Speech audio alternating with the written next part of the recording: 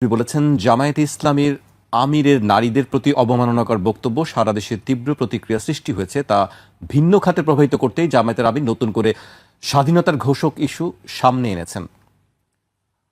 মঙ্গলবার চট্টগ্রামে সমাবেশে জামায়াত আমির মন্তব্য করেন, ৭১-এ LDP chairman Oli Ahmed we revolt ঘোষণা করেন। শরীফ ভাই, হঠাৎ করে স্বাধীনতার ঘোষণা ইস্যুটি আবার কেন সামনে? ধন্যবাদ। আমাদের পলিটিশিয়ানরা তাদের একটা বড় অংশ কখন কোথায় কি বলা উচিত এটি ঠিক থাকে না তাদের, এবং কখনো কখনো অপ্রয়োজনীয় বিতর্কগুলো সামনে নিয়ে আসেন। যে মুহূর্তে আমাদের রাজনীতি অর্থনীতিটা সব থেকে বেশি গুরুত্ব দেওয়া দরকার, এবং আপনি দেখেছেন গতকালকে কয়েকটা আন্তর্জাতিক প্রতিষ্ঠান নির্বাচিত সরকারের সামনে চ্যালেঞ্জগুলোর কথা বলেছে, ইন্টারন্যাশনাল ক্রাইসিস গ্রুপ এবং আমাদের প্রতিবেশী দেশ, তারা ইউরোপীয় ইউনিয়নের সাথে এবং গতকালকে সম্ভবত আজকে আমেরিকার সঙ্গে বাণিজ্য চুক্তি করতে যাচ্ছে, যেখানে তারা অনেক দিক থেকে তারা সুবিধা পাবে। এই ধরনের সুবিধাটা আমরা কিভাবে এনশিওর করতে পারি, নির্বাচিত সরকার কিভাবে করতে পারে, এই আলোচনা না হয়ে আমরা এখন আলোচনা নিয়ে আসছি স্বাধীনতার ঘোষণা নিয়ে। তবে এটি মীমাংসিত বিষয় কেন জামাতের আমির নিয়ে আসলেন, আমার কাছে দুই ধরনের ধারণা।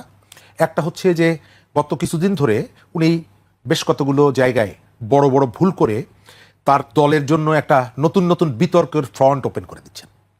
নারী ইস্যুতে এটি আকস্মিক না, তারা যে মনস্তত্ত্বটাকে ধারণ করে এবং প্রচার করে সেটা আমরা গত এক বছর দেখেছি, তার আগেও দেখেছি। আপনার এখানেও আলোচনা হয়েছে নারীকে লাথি মারার থেকে শুরু করে নানা কাজে, মেলায় যাওয়া নারীকে অশ্লীলভাবে কথা বলা, বেগম রোকেয়াকে নিয়ে অশ্লীলভাবে কথা বলা, এই ঘটনাগুলো আমাদের এখানে আছে। হঠাৎ করে আবার নতুন করে এলো এবং পরে জানা গেল যে এটি হ্যাক হয়েছে, হ্যাক হয়নি, নানা রকমের।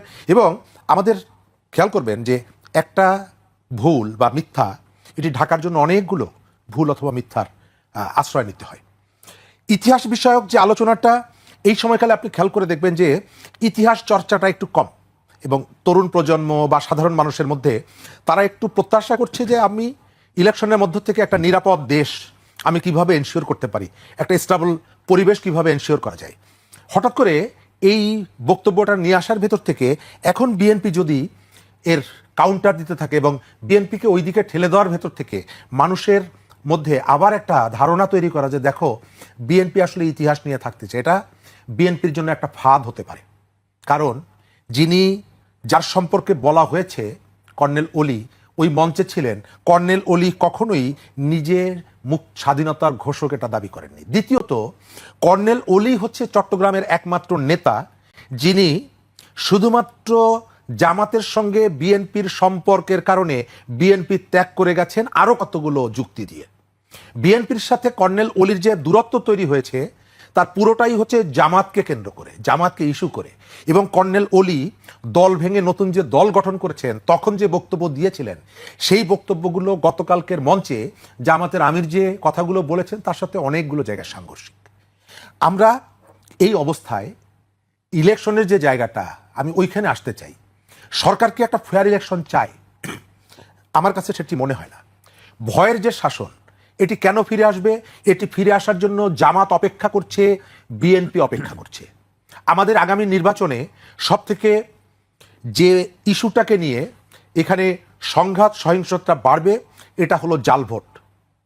এটি একটি গুরুত্বপূর্ণ ভূমিকা পালন করবে, কারণ আমাদের ভোটারদের একটা বিরাট অংশ তার নিজ এলাকায় অনুপস্থিত থাকবেন, একটা রাজনৈতিক দলের অনুসারী যারা, আওয়ামী লীগের অনুসারী যারা, এবং চেষ্টা করা হবে ওই ভোটটা কাস্ট করার জন্য।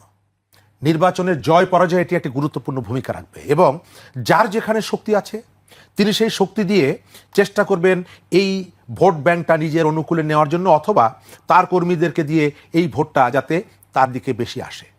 আওয়ামী সমর্থক যারা অনুপস্থিত থাকবেন তাদের ভোটগুলো জাল হয়েছে বিভিন্ন জায়গায়, আমাদের ট্রেডিশনে আছে এটা। এবং নির্বাচন ধরেও অনেকের ম্যাটিকুলাস প্ল্যান আছে, কারো কারো এই প্রিপারেশনও আছে। বিএনপির মতো ওই যে চলে যাওয়ার পর, রোগী মারা যাওয়ার পর ডাক্তার আসার মতন অবস্থা সবার না।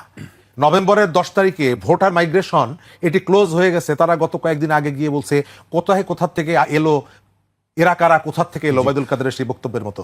তো কারো কারো প্রস্তুতি আছে, প্রিপারেশন আছে।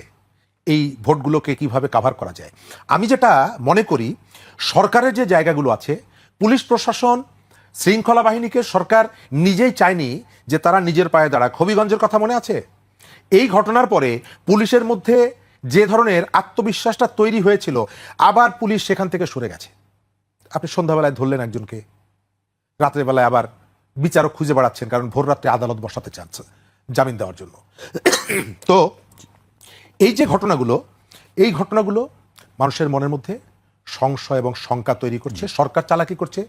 নুরুল হক নূরের উপরে আক্রমণ হয়েছিল সেপ্টেম্বর মাসের 2 তারিখে, বিচার বিভাগীয় তদন্ত কমিটি হয়েছিল, এখন পর্যন্ত 15 দিনের জন্য এখন পর্যন্ত রিপোর্ট দেয়নি। এই সরকার প্রথম থেকে পলিসি নিয়েছে দুটো। এক হচ্ছে মাঠে তার একটা বাহিনী থাকবে যারা ভিন্ন মত, ভিন্ন পরিচয়, এটা নিয়ে যদি কেউ আসে তাদেরকে আক্রমণ করা হবে। এবং আক্রমণের মাত্রাটা দেখেছেন, আপনার অফিসের সামনে পোস্টার লাগানো আছে। এই যে টিআইবির কথা বললাম, ডক্টর ইফতেখারুজ্জামান সহ যারা গণ অভ্যুত্থানে পক্ষে দাঁড়িয়েছিল, আমাদের দেশের ইম্পর্টেন্ট লোকজন, নানা ধরনের পেশায় খুব নামকরা লোকজন, তাদের নামের পোস্টার আছে। তাদেরকে গ্রেপ্তার করতে হবে, তারা রাষ্ট্রদ্রোহী।